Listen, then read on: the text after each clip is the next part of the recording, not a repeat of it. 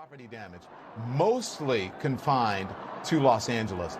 This has been every major city in the country and building. Wolf, you got people. All right, y'all, on your take a screen look, Don. sure Hold on. Talk about now. This tear gas is now being fired. You can see what's going on. The police are moving. They're trying to disperse this crowd that has gathered at Lafayette Park. Clearly, they don't want these protesters to be there, even though they were peaceful.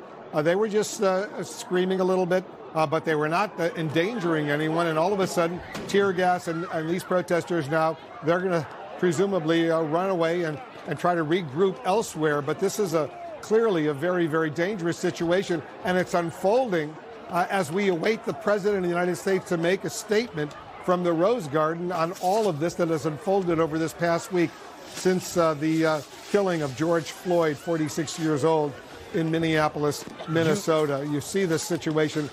It's deteriorating quickly right now, and I can't stress, this is right across the street from the White House, off of Pennsylvania Avenue. The north lawn of the White House is right behind Lafayette Park, where these protesters had gathered, once again, very peacefully, and all of a sudden, the police were ordered in. They're firing tear gas. They're trying to disperse this crowd, and it's turning very nasty.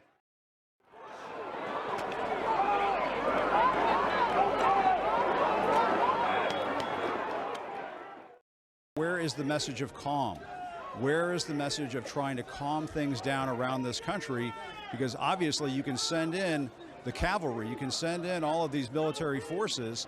That doesn't necessarily make the protesters go away unless you want to really crack some skulls out there. And those are images that this White House has to realize comes with a massive political risk. Yeah, people are suffering from the tear gas. You know, Jim Acosta, you know, what I don't understand is moments before the president is scheduled to, says he's going to come into the Rose Garden and deliver a speech, all of a sudden, the military police, the Secret Service police, others, they start firing tear gas to disperse the crowd.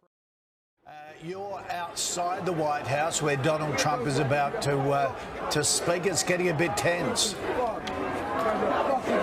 Yeah, absolutely, guys. We've just had to run about a block as police moved in. We've been fired at with rubber bullets. My cameraman has been hit. We've also seen tear gas being used. Here we go. They're moving through again. This is exactly what it looks like. Exactly what it looks like. We're just staying safely. Oh. Whoa. Telling that we were media, but they don't care. They're being indiscriminate at the moment.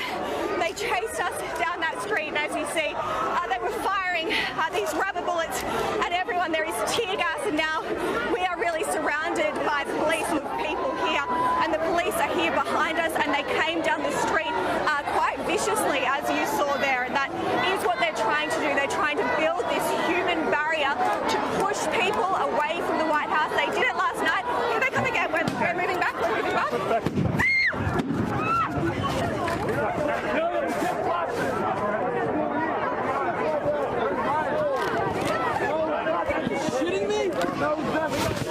Gee, that is a big protest. So, Amelia, every few minutes, the police just run as a line with their shields and push people further and further back, corralling them.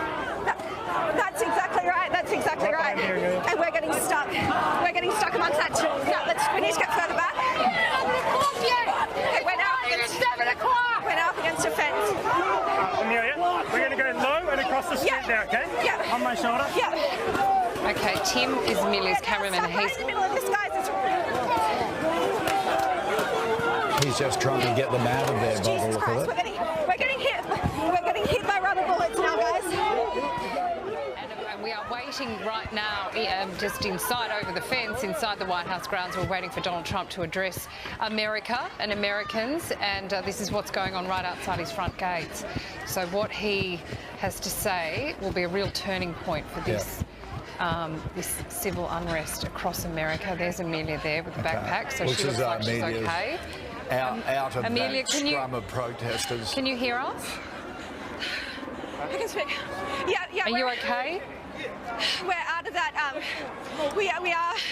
We've been hit by rubber bullets and pepper spray, but we now are out of that main area, and we were trying to move on as the police were asking us to. Obviously, the last thing we ever want is to get in the way. But there was just no opportunity. As you're moving this way, you're hitting more and more protesters, and the police are just pushing up so quickly. We're going to keep moving. Friday, or they'd come to town on Saturday, so they really wanted to be a part of this. You can hear those blasts that's really coming around the corner towards us now. They wanted to be a part of this, and we do so often see that the White House is the focus point for here's Sam saying that this curfew's not even in place yet, and that is true. There's still 20 minutes until these people are legally not allowed to be here, and that is what you heard people screaming at police. They were saying, we've still got 20 minutes, we've still got half an hour, and that is true. I was expecting this more to happen at 7, which is what we saw at 11 p.m. last night, but they definitely came in early today, which is exactly why we got caught in the middle. They fired flash grenades, rubber bullets, and tear gas.